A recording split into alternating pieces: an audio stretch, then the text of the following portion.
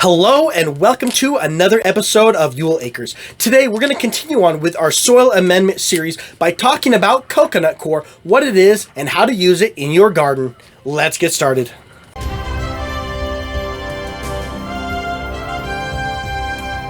Before we get on the main subject of talking about coconut coir, as a side note, if you like what we're doing, if you're gaining value out of these videos, please don't forget to subscribe, click on that bell for notifications. Not only does it help us out with the YouTube algorithm, but it also helps to spread this knowledge with each other, for each other.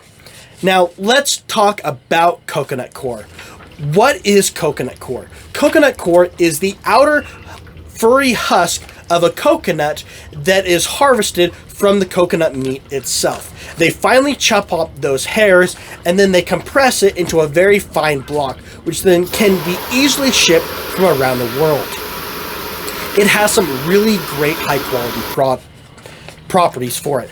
Because it comes from the coconut fruit itself, it is seen as a very highly sustainable product. With millions of coconuts produced every year, it produces millions of pounds worth of the coconut coir, which means it is very readily available. In my area, I can find a 3 cubic foot bale of it for approximately $11 to $12. And that's as of spring of 2021.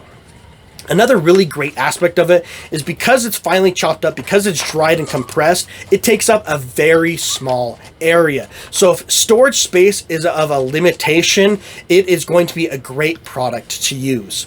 Now, what peat moss or coconut coir is readily used for is it's used in seedling mixes, it's used in other soil amendments as far as garden boxes to help bulk up your soil, as well as very high water retention.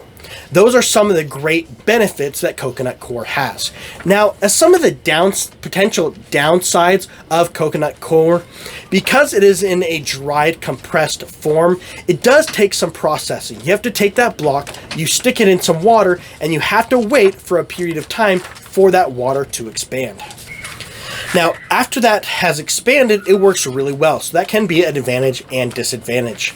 Another great disadvantage is based on the coconut coir is a lot of the coconut itself, when they're used to ship or float around, they are actually placed in salt water, which means it just floats around. So a lot of times, the coconut coir husk itself will actually soak up a lot of salt water, which means a lot of coconut coir has a very high salt content.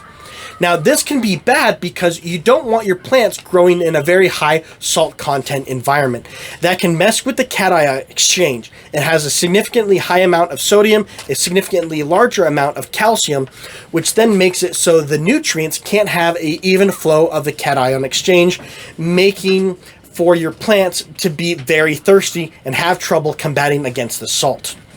So when you do source your coconut coir, you want to make certain to source it from an area where there is not a high salt content in it. Or if you are going to do that, make certain that you fully rinse out your coconut coir, so that way if there is salt in it, it's going to flush that salt out and it's not going to be high amounts in the coconut coir. Now, there is kind of an age-old debate of saying, do you want to do coconut coir, do you want to use peat moss? I say both work equally well, as long as you're sourcing it from a really great high-quality source. There was a side-by-side comparison done by Utah State University in the United States that said that peat moss outperformed coconut coir underneath a hydroponic scenario, and they found that it had a very high salt content. However, Auburn State University did the exact similar test in a side-by-side comparison for hydroponics, and they found that both performed equally well, but they also found that some sources of coconut coir had a high salt content. So as long as you're able to source your coconut coir from a material that doesn't have that high salt content, you're going to do very well. Now, as long as you can source from the high quality material, I say go for it. Coconut coir is a very great high quality material. It's going to be approximately 7 pH. It's not going to mess with things. It goes really well. Now, how much to use when you're actually adding it? I have found that if you're filling up boxes, if you're doing your seedling mixes, I like doing a 5-part coconut coir or peat moss to 1 part vermiculite to 1 part perlite for a seedling mix. If I'm doing a grow box or adding it to some other materials, I try and do about a 1/4 to 1/3 by volume and size to really help with that water retention, but it all depends on what you're dealing with. Adds great water retention if you're dealing with a heavy sand area for your soils or with your grow boxes, which can tend to dry out relatively quickly. Now, this has been a review and comparison for coconut coir. Let us know in the comments below. Do you like coconut coir? Do you prefer peat moss? What is your own personal beliefs and why? Let us know in the comments below. Once again, thank you so much for joining us. We are glad that you were able to be here. If you like what we're doing, don't forget to subscribe and click on that bell for notifications. We look forward to seeing you next time.